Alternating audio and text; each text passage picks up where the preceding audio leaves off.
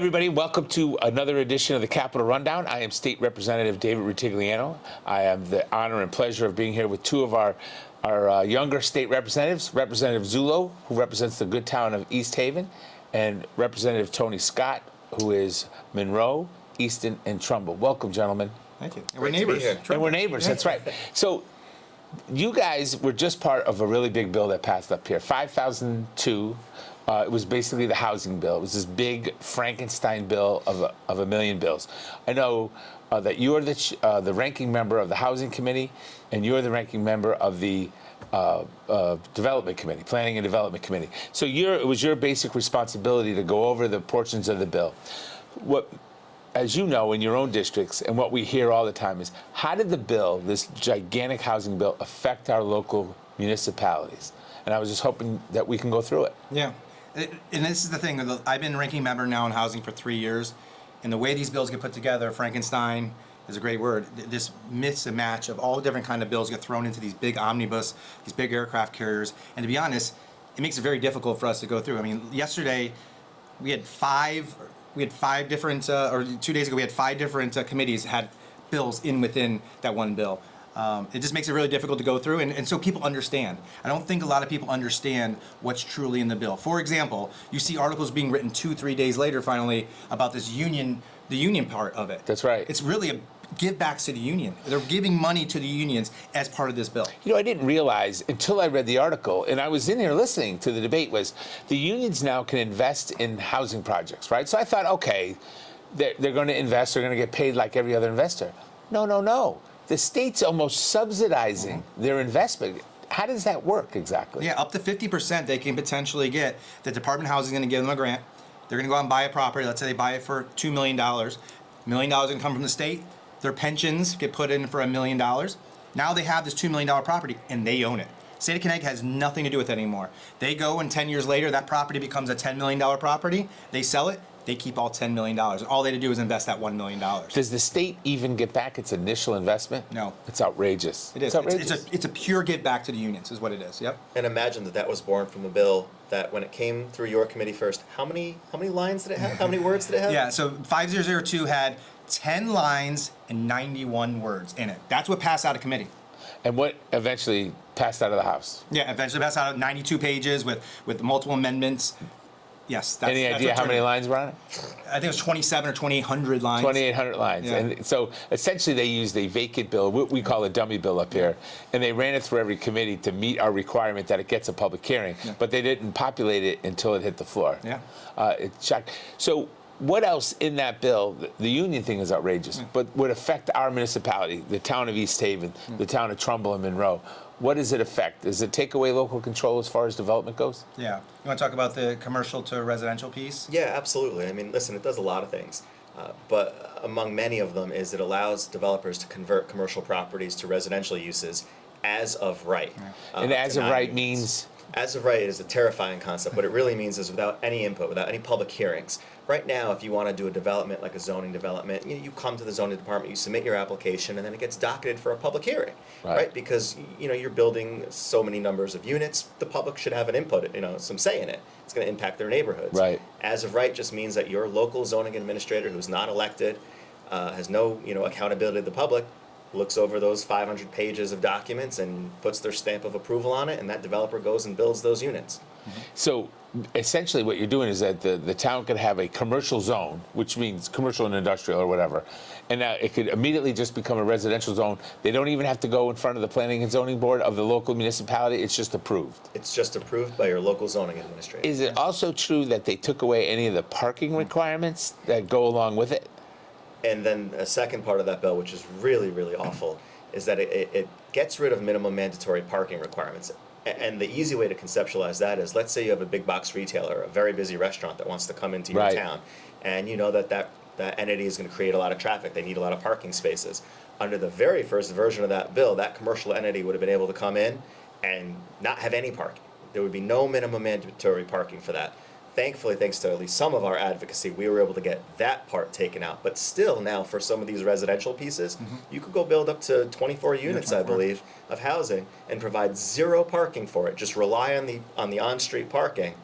and that has to be enough, and your zoning department can't do anything about it. You know, I was reading, I read the Connecticut Post because that's my local newspaper, that even the cities are grappling with that. They approved some development in downtown Bridgeport with absolutely no parking, and all the neighbors all of a sudden are saying, hey, wait a minute, our streets are clogged, there's nowhere to go, there's nothing to do. Could you imagine this in a suburban town?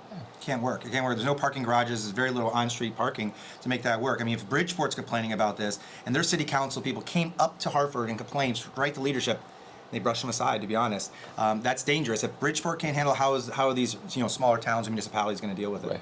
What other aspects of 5002 really went against local control? I know the highlight is the as of right. The highlight was some of the parking, but.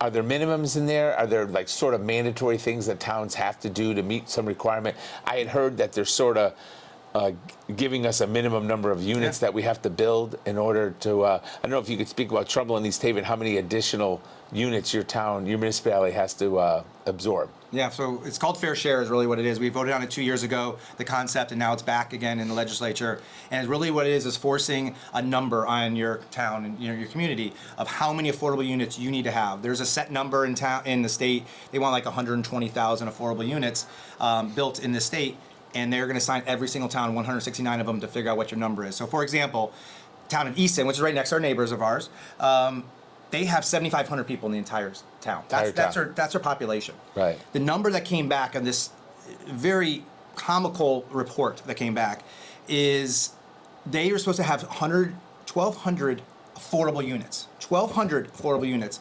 And that's like about over 4,000 units of regular housing. Because imagine, when you usually do an A30G project, it comes in, you have to have 30% that are affordable. So for them to get 1,200 units, you have to build over 4,000 units. If you do that and just average 2 people per unit, that's over 8,000. That's doubling their town of population, doubling it. That means knocking down all those farms, all those Christmas tree farms. They have to be knocked down to be able to fill that. Where else are you going to put it?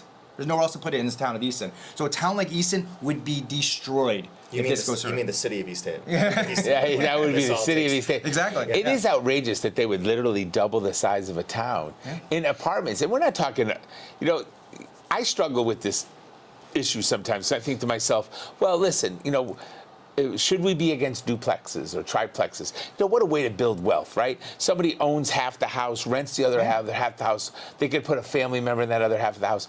But that's not what they're talking about. They're talking about these big monstrosity buildings, mostly owned by out-of-state developers that charge exorbitant rents. They pretend affordable, and these people are all crammed in there. It doesn't make a lot of sense. And you have to look at the cities.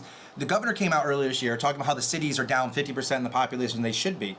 Right. So they're all leaving these cities because these are the things that they're passing and doing within these cities. No one wants to live there. That's why they're leaving the cities. Right. They're coming to places like Easton, Trumbull, where we see these folks. They're living there long periods of time because they love that community. They love the way the character is built.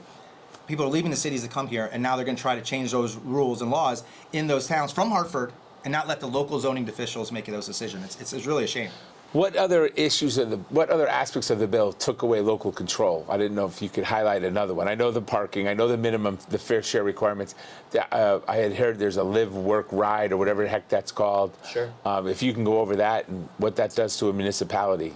So live, work, ride is quite frankly opt in or lose out if you're a municipality. And what I mean by that is you have the option to opt into this program of creating transit-oriented districts in your town, and in those districts, developers as of right, remember again, that means no public hearings, can come in and build up to 9 units without designating any affordable, and they get to circumvent your local zoning regulations in favor of regulations that are promulgated or suggested by the state. Right. And then above 9 units, there's set-asides for affordable development. But the bottom line is if you don't declare one of these TODs, these transit-oriented districts in your town, you get deprioritized in terms of state grant funding in favor of towns that do this. So again, they're essentially saying opt into this, or we're going to make you less of a priority. What kind of grants are you referring to? All grants or housing grants? All types of grant funding from all different pots of funding across the state. Urban action funding, STEEP funding. STEEP funding. Small town. So that's supposed to be economic development. What does a town like Trumbull and Monroe do, where we barely have a bus that goes to our town? I don't even know if the bus goes all the way up to Monroe. It does. It trickles in just a little bit. Just a little bit. Yeah. What transit-oriented district are we supposed to create with our one bus that runs a couple times a day? It carves out a mechanism that allows you to become like a transit adjacent district that gives you the ability to tap into these, or to not be deprioritized, but you still have to create one of these zones. But again, I think the functionality portion of it is going to be missing, because again, what you're essentially saying is you don't really have the transit to be able to support one of these districts. Right. But now you're going to form one of these districts and you're going to allow all this as of right development in it, and it just doesn't work. Well, it doesn't work. Plus, it also, you know, you live in the town. It's your town. We're all invested in the towns we live in because we pay taxes there. We've grown our families there. But now somebody else is deciding what our town looks like. I mean, I live in Trumbull because it was a quiet suburban community that focused on education. I picked it on purpose. You know, I didn't really want it to be a metropolis, or I would have lived in a metropolis. I made these decisions. I know a lot of people in Monroe feel the same way. And in East Haven, you know, maybe the transit-oriented district works in East Haven because you have Shoreline East or Metro North, and you have a bus, and you're adjacent to New Haven. But, you know, you guys have plenty of housing in East Haven, no? You can't build much more where you're at, right? Well, you would think that we have enough housing, but under the fair share proposal, we're supposed to build 1,400 more units of affordable housing. Where exactly is that going to go? And he's floating in the water? I would defy anybody to come to East Haven and walk me around town and tell me where I could build that many affordable units. Because again, to remember, no developer comes in and just builds affordable. They lose money on all those. So That's true. They have to build X number more than that 1,400 to make sure that they can make a profit. So again, it's another 7,000 units of housing. So we get accused of complaining a lot, which is true. We complain a lot because there's a lot to complain about. So that's okay. But you guys run some very important committees. At least you represent the minority on those committees. What proposals did we put forward in a positive way that we thought would address some of these issues, but without a total takeover of our municipalities? Yeah, so like I put an amendment out as part of the bill 5002 a couple days ago about ADUs, you know, accessory dwelling units. You know, in Fairfield County, a lot of towns get accused of not pulling their fair share of doing their job for affordable housing, right? Well, a lot of these lots have accessory dwelling units they have as part of it. They rent out, or they have a mom-in-law or something like that that lives there, right? We said let's count those. Those are affordable units. They're compared to the larger units that we're talking about, larger places in town. Those are very affordable. Count those towards 830G. Count those towards your affordable number. They rejected that amendment. They said that did not count because what they worry about is watering down anything with 830G, and that would water that down. They want that 10%. You need to have a 10% threshold of affordable units so that 830G does not become an issue in your town unless you have a moratorium like Fairfield just got. So I asked to do that. I think it's very fair. It's affordable, but they're not according to their definition of affordable. Weren't they encouraging ADUs just 10 years ago? I could have sworn we passed a bill encouraging people to do ADUs. Yeah, and what I wasn't aware of until I heard the debate the other day, because you know I don't sit on housing, was that 10% is a moving target. So if you put 1,000 units in, well, guess what? That is now part of the total that you have to have 10% from. So the more units you have, the more units you need. That's insane. Yeah, it disincentivizes towns who want to build any housing. 'Cause let's say you have 1,000 units in your town, right? And you need 100 of them to be affordable, considered to be 10%. Well, if you add 200 more housing units, it's complex with 200 housing. Now it's 1,200. Now that 100 you have does not equal 10% anymore. That's you need to do more. So it really hurts you. I don't want to add the additional housing because it's going to hurt my percentage. That's crazy. You know, we also tried to propose putting more money in the hands of small businesses, minority-owned businesses, women-owned businesses to build this housing. You know, part of the problem with the housing we build is that we have big outfits that come in often from out of state. And listen, DOH and CHAFA, they do a great job of putting money in the hands of those entities, right, and incentivizing development. But what kind of development do you see? 100 units, 200 units, these big, yeah. Right? Why aren't we putting money in the hands of the small business on Main Street to convert that single family into a duplex, into a 3-family like you were talking about? Right. Our people, normal people can't get access to this money. We need to better leverage DOH and CHAFA to put that money in the hands of people who are going to spend it here, who can really. Who gets the money? Is it Well, you're the saying unions that now are getting the money. Well, and now the unions, right? Now they're in the development business. Yeah, of course. Yeah. If you get 50% off, you get half your building paid for. Of I course, wonder if there'll be prevailing wage jobs. I want to be part of that. I'll take 50% off any development I build. So we're subsidizing large developers. Is that how it goes? The state money, they go in and they and not small ones. Absolutely. They have access to flex funds, other programs through DOH that allow them to borrow either very inexpensively or through grant funding to be able to subsidize some of these projects. A lot of times they're like historic, adaptations or rehabilitations. We had one in East Haven. It turned out to be a great project where they renovated our old high school and turned it into partially affordable housing. It turned out to be a signature Right. project. But again, it's a big project. My local developers around, where I live, they can't access any money from the No. state because they're not big enough, and they can't navigate the bureaucratic hurdles to come close to accessing it. So, my town, Tony's towns, we surround Bridgeport, right? And we really do root for Bridgeport. It's really great for our area That's if all Bridgeport could do better, right? Everybody says, how do you get all these cars off of I-95? Well, make Bridgeport better so they don't have to drive to Stanford every day, and life would be better. I think Bridgeport's crazy to allow all these people to come to Trumbull, right? Why would you let, these are mostly working folks, mostly commuting. They make a decent money because these rents aren't cheap. Why are you emptying out your city of workforce housing? If you go to downtown Bridgeport right now, nobody lives there. No. It's dead at night. The restaurants are empty. There's only one or two. Vacant buildings all over the place. Vacant buildings all over the place. So I really think we're thinking about these things the wrong way. I think Trumbull Monroe might allow some duplexes in and some owner-occupied rental units, things like that. But I think Bridgeport really, if they thought about it, they have 3 train stations now or 2 train stations. They have the bus depot, and they need more life in their downtown area. I think they protest too much. I think they should really. I would save those people for me. And part of that, quite frankly, and I know it's not a housing issue, is safety. People need to feel safe in these cities. And quite frankly, some of them, they don't. Yeah. I don't know if you've heard that through testimony on your committees. No. Not directly, but anecdotally, I think the problem is that nobody really feels safer in the state right now. Anecdotally, property crime is up. People are worried about street takeovers and anywhere you go. So if there's an appearance that's more exacerbated in the cities, then yes, of course. To your point, though, about what is Bridgeport thinking, I think the problem is they're not doing enough of thinking locally. These kinds of initiatives, it's all very broad-based, paint with one big brush, and that's the problem. Right. What works for Bridgeport doesn't work for Monroe, doesn't work for Trumbull, doesn't work for East Haven. That's why we need these local individual solutions. Yeah. Right. That's why we elect these folks to watch out for our town. Right. And they're actually held accountable because if they're not doing a good job, we elect somebody new. It's sort of a pretty good system. You would think I wish I thought of it. Wait a minute. It's worked for a long time. A long time, Yeah. right? I didn't know if you guys wanted to follow up on anything or anything else that the House Republicans have been doing to protect our local municipalities and local control. It's interesting. You guys have very big jobs. There's an awful lot to do. I know that you've done your best to, I think, you did 4.5 hours explaining how terrible the bill was.